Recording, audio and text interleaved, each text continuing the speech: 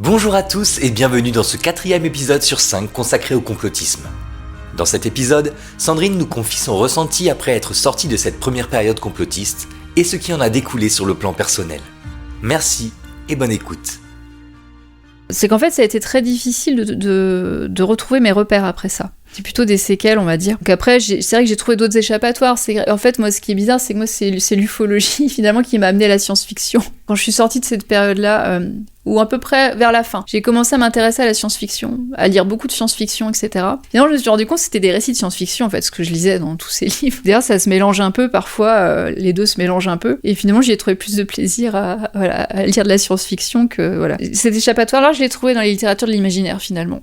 C'est échappatoire dont j'avais besoin, je pense. Du coup, j'ai trouvé du plaisir ailleurs aussi, une échappatoire ailleurs. Tout ce que nous vendaient ces livres, c'était de la peur, quoi. C'était de la peur, c'était de la méfiance, c'était de la paranoïa, en fait. C'était très noir. Enfin, moi, je me rappelle, quand j'étais dans cette période-là, je passais mon temps à m'imaginer que j'étais suivie, que j'étais surveillée par les services secrets. Enfin, c'était n'importe quoi, en fait. On est dans une espèce de parano totale, dans lequel, voilà, tout le monde nous ment, donc il y a des agents secrets partout. Enfin, voilà, c'était un peu cette idée-là, donc c'était très noir, c'était pas très positif, quoi. Après, c'est difficile de retrouver ses repères. Et surtout, moi, ce qui subsistait, c'était la honte, en fait. J'avais honte et je me sentais coupable. J'avais un peu honte de toute cette période un peu mystique, parce qu'il y a vraiment deux aspects dans mon histoire. C'est ce côté un peu mystique, côté écriture automatique, etc. C'est ce sentiment d'être une contactée. Et il y a aussi l'aspect, voilà, théorie du complot, révisionnisme. Mais souvent, les deux sont liés, en se rend bien compte. Enfin, voilà, il y a un lien entre les deux. Donc finalement, j'avais honte, de me dire, quand même, tu t'es imaginé recevoir des messages extraterrestres, mais ça va pas à la tête. Enfin, je me dis, mais tu vas raconter ça à quelqu'un, les gens vont plus jamais vouloir te parler, quoi. Pour ça, je l'avais même pas dit au père de mon fils, parce que je me suis dit, s'il apprend ça, il va me quitter, c'est pas possible. J'avais vraiment honte, en fait. Je me dis, c'est le truc, faut jamais que j'en parle. Quand c'est contradictoire, je me retrouve à en parler maintenant, partout. Mais pour dire le chemin parcouru, c'était vraiment pas évident, à la base, de faire cette démarche. Et quand je raconte tout ça, c'est pas par plaisir. C'est toujours un peu pénible, quoi. Donc il y avait vraiment de la honte et la culpabilité. Donc, et la honte aussi d'avoir adhéré notamment aux thèses de Charroux, quoi. D'avoir adhéré, des thèses empreintes de racisme, etc. Enfin, j'ai vraiment honte de ça, en fait. Donc j'étais vraiment dans ce sentiment de, voilà, faut plus jamais que j'en parle, je mets ça sous un tapis, et puis j'en ai honte, je me sens coupable, et jamais j'en parle, je sors jamais cette histoire, voilà. Je me suis dit, comme ça va passer. Sauf que ça marche pas comme ça. Donc du coup, vers l'âge de 20 ans à peu près, en fait, quand je suis partie de chez moi pour faire mes études, donc quand je suis sortie un peu de cet environnement familial qui était toujours quand même un peu toxique, ça n'a pas vraiment changé par la suite. Donc quand je suis sortie un peu de cet environnement-là, quand je pensais que c'était derrière moi, et ça y est, je me construis ma vie, je passe vraiment à autre chose. C'est là que ça m'a rattrapée, en fait, finalement. J'ai passé mon bac littéraire et je me suis dit, je vais aller à la fac. J'avais pas trop quoi faire, mais je voulais juste partir de chez moi, je vais aller dans la grande ville à côté, qui était Rennes à l'époque, d'ailleurs. J'étais pleine d'espoir pour l'avenir, etc. D'ailleurs, j'avais pas mon appart à l'époque, j'étais dans un foyer. J'avais une sorte de chez moi en dehors de chez moi. C'est là finalement que ça m'a rattrapée. Alors ça a démarré vraiment d'une façon, ça démarre toujours d'un petit déclencheur, mais qui est de rien, quoi. Puis là j'ai vraiment commencé une dépression sévère. Ça m'a complètement désociabilisée, en fait. Donc j'en parle vraiment d'une manière très succincte dans la BD. Parce que je voulais pas que se fasse faire quelque chose de trop noir non plus. Mais ça a été quand même très sévère. Ça a complètement... c'est une dépression, quoi. Donc la vraie dépression, où j'avais du mal à sortir de chez moi, j'avais une phobie sociale sévère, j'avais des TOC, donc des troubles obsessionnels compulsifs. Je pouvais me laver les mains pendant 1 heure sans m'arrêter. J'avais les mains... en sang, c'était vraiment... Je pense que j'avais besoin de me laver de ça, en fait, de cette culpabilité, de la honte, mais c'était lié à ça, quoi, à cette époque-là, et de tout le contexte autour, etc. C'est comme ça que ça s'est manifesté, en tout cas. Et voilà, ça a eu pour conséquence que finalement, j'ai pas pu faire les études que j'aurais voulu. Ça a vraiment complètement déstructuré ma vie d'adulte, en fait, ensuite. Du coup, la remontée de la pente, ça a été très difficile. Finalement, je pars du principe, ça fait seulement que quelques années finalement où ce passé il entrave plus mon présent, dans le sens où je pense que le fait aussi de l'avoir assumé quelque part et d'en avoir fait quelque chose de constructif, d'essayer de donner toutes les recherches que j'ai menées pour comprendre cette période de ma vie, ça m'a permis aussi de me dire c'est pas que de ma faute, quoi. Tu te sens coupable, mais en même temps t'étais un peu victime, quoi, enfin, quelque part. Bah, j'avais 13 ans, même quand on est adulte, hein, je veux dire, on est victime. Hein, mais voilà, donc j'ai failli me débarrasser de cette culpabilité, cette honte, en me disant, bah, non, en fait, c'est pas que de ta faute. Alors effectivement, t'es tombé dans un certain nombre de pièges, et ça, c'est ta responsabilité. Mais après, il faut tirer les leçons de ça, en disant, bah voilà, comment on fait pour pas tomber dans ces pièges-là. Mais en même temps, bah, voilà, ça peut arriver à n'importe qui, quoi.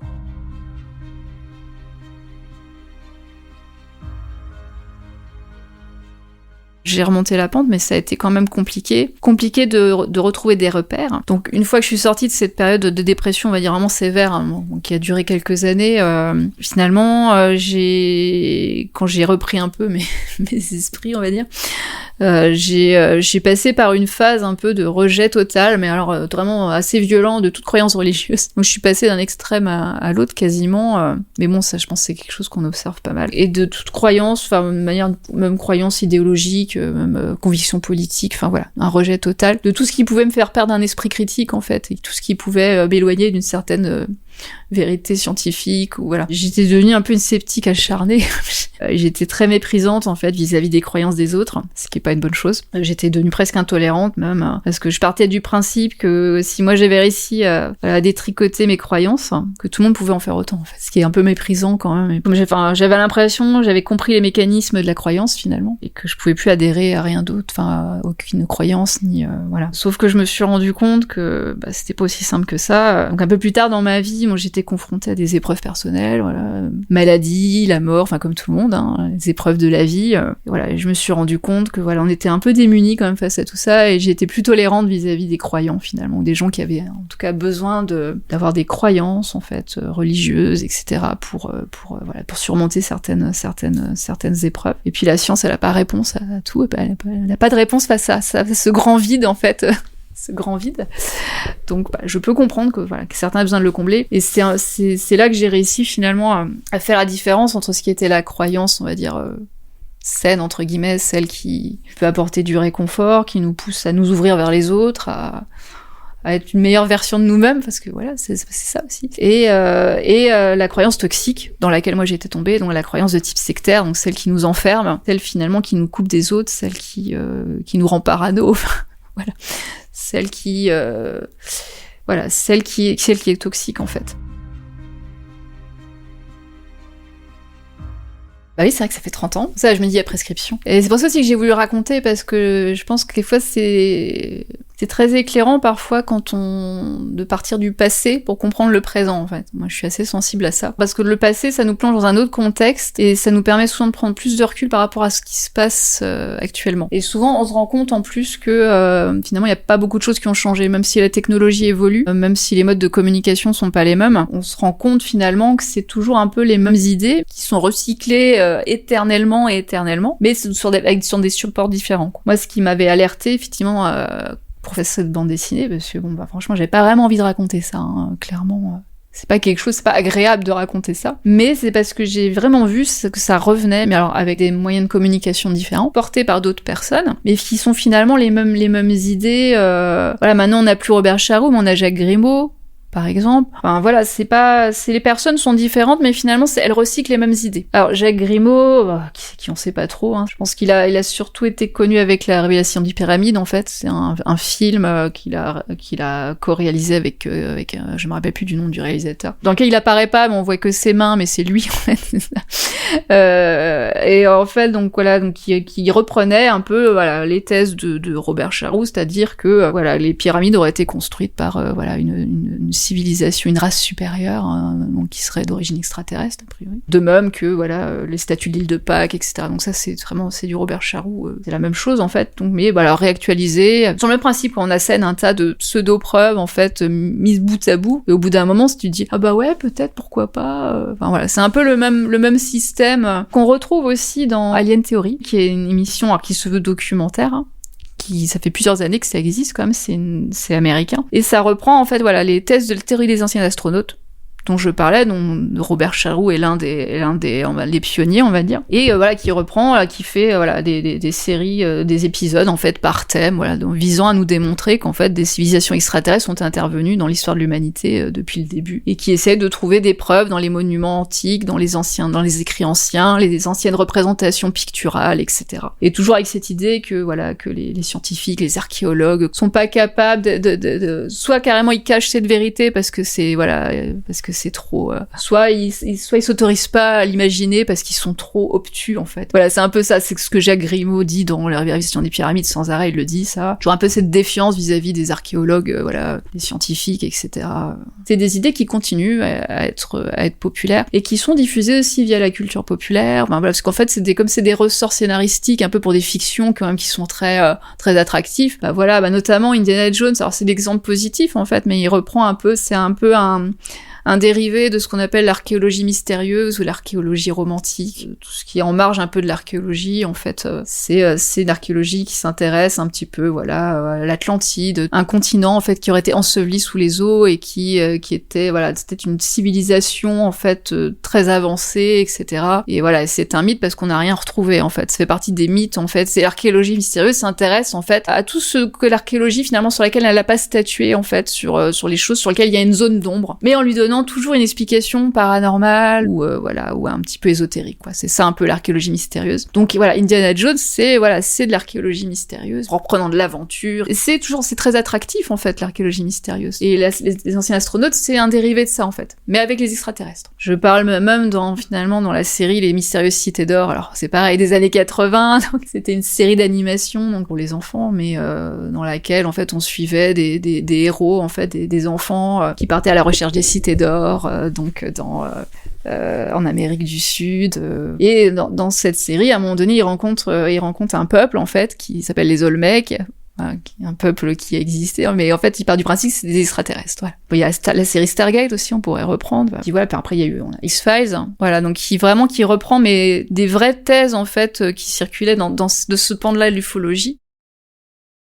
C'est une série qui a commencé dans les années 90 et qui a été un phénomène terrible en fait télévisuel. C'était la série qui a vraiment marqué l'histoire des séries, qui reprenait en fait les enquêtes de 2 agents du FBI, donc Mulder et Scully, qui étaient chargés d'enquêter sur tout ce qui était les dossiers un peu bizarres, donc ce qu'ils appellent les X-Files, donc les dossiers un peu paranormaux, un peu en marge. Et notamment, il y avait, on va dire le fil rouge en fait de la série, c'était que il y avait un gouvernement secret en fait, qui était au courant de la présence d'extraterrestres sur Terre, qui avait récupéré de la technologie et qui essayait de cacher la vérité, d'étouffer un peu tout ça. Et on était vraiment en plein dans cette idée de conspiration. Donc série années 90, que moi j'ai regardé comme tout le monde à l'époque. La fiction, c'est nourri de ça. Ce qui fait que ça a créé une acceptation aussi, que la plupart des gens sont prêts aussi à l'accepter plus facilement.